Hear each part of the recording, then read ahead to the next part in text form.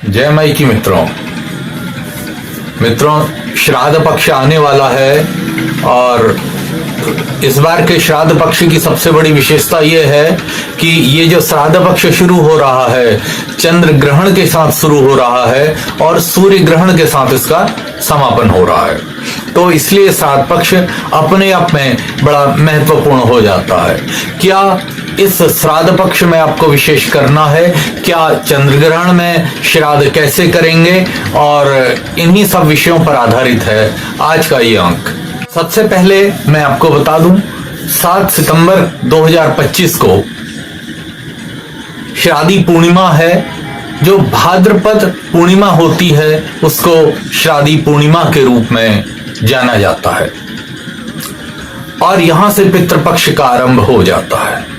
लेकिन इस बार ये जो पूर्णमासी पड़ रही है, इस दिन चंद्र ग्रहण भी पड़ रहा है, जो कि रात को 9:57 से लेकर रात्रि 1:26 तक लगभग 3.5 घंटे तक रहेगा। और ये पूर्ण चंद्र ग्रहण है जिसको भारत में देखा जा सकता है। अब यहां पर एक समस्या है कि जिन लोगों का श्राद्ध पूर्णमासी के दिन होना है वो कैसे होगा। तो वो लोग इस बात को ध्यान रखें कि प्रातःकाल 12 बजे से पहले किसी भी हाल में श्राद्ध करके ब्राह्मण भोज इत्यादि से निवृत्त हो जाएं, ज्यादा 12:30 तक, क्योंकि 12:57 से ग्रहण का सूतक काल लग जाएगा। चंद्र ग्रहण से 9 घंटा पहले सूतक काल लग जाता है, तो इसीलिए 12:57 पर ग्रहण का सूतक काल लग जाएगा और उसके बाद श्राद्ध तर्पण इत्यादि कोई भी कार्य नहीं किया जा सकता है, नहीं ब्राह्मण भोजन इत्यादि किया जा सकता है। ग्रहण काल में क्या करना है, इसके लिए एक दूसरी वीडियो में मैं आपको बताऊंगा क्या हम ग्रहण काल में कर सकते हैं। क्योंकि यह वीडियो श्राद्ध पर आधारित है, तो इसलिए श्राद्ध पक्ष में हमने क्या करना है और क्या नहीं करना है इस बात को जान लेते हैं।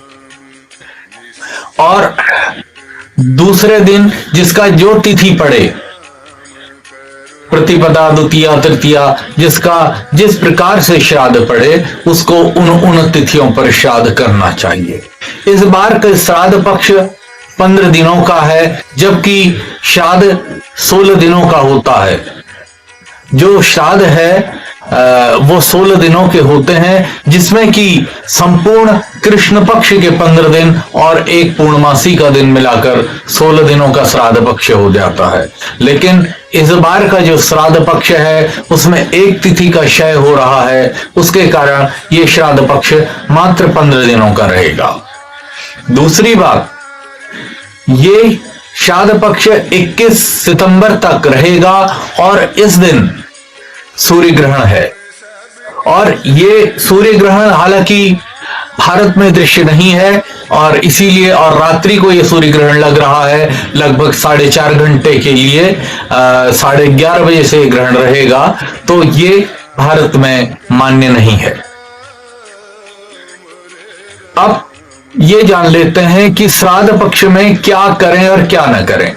हमारी पुरानी वीडियोज में हमने बताया कि श्राद्ध पक्ष में किसी भी प्रकार का क्षौर कर्म नहीं करना चाहिए। क्षौर कर्म कहते हैं बाल, दाढ़ी इत्यादि काटने को। लेकिन किसको नहीं करना चाहिए और किसको करना चाहिए, ये बात जानने की है। जिसके माता पिता नहीं है उसको इस श्राद्ध पक्ष में क्षौर कर्म नहीं करना चाहिए। जिसके माता पिता हैं वो क्षौर कर्म कर सकते हैं। हाँ, लहसुन, प्याज इत्यादि का पूर्ण रूप से परहेज करना चाहिए। व्यक्ति को सात्विक जीवन जीना चाहिए और प्रत्येक व्यक्ति को यह चाहिए कि वो नियमित रूप से तर्पण करें।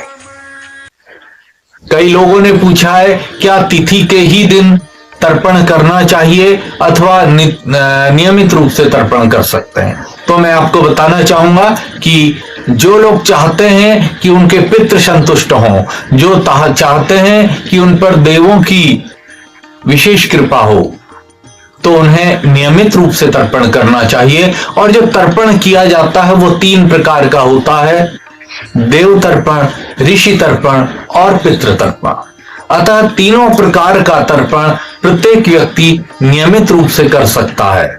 जिसके माता पिता हैं उसको केवल देव तर्पण और ऋषि तर्पण करना चाहिए, और जिसके माता पिता नहीं हैं उनको देव तर्पण, ऋषि तर्पण और पितृ तर्पण तीनों ही तर्पण करने चाहिए। तर्पण करने के उपरांत गाय को गौग्रास खिलाना चाहिए। गौग्रास किसको कहते हैं इसको भी समझ लीजिए।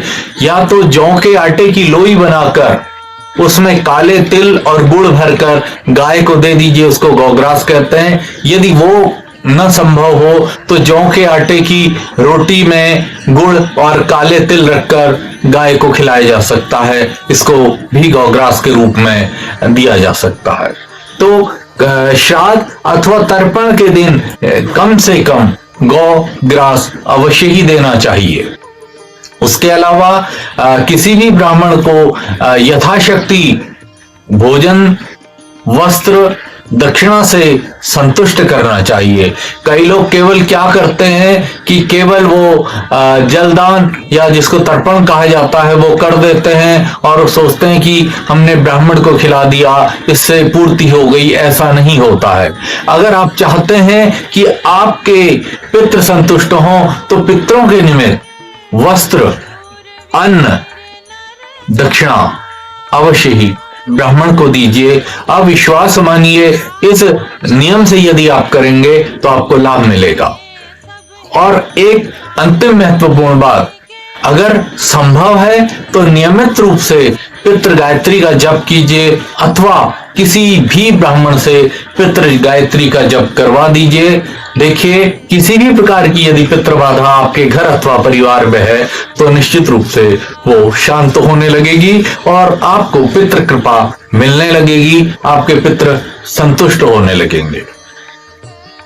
आज के लिए इतना ही। अगली वीडियो में पुनः मुलाकात। जय माई की।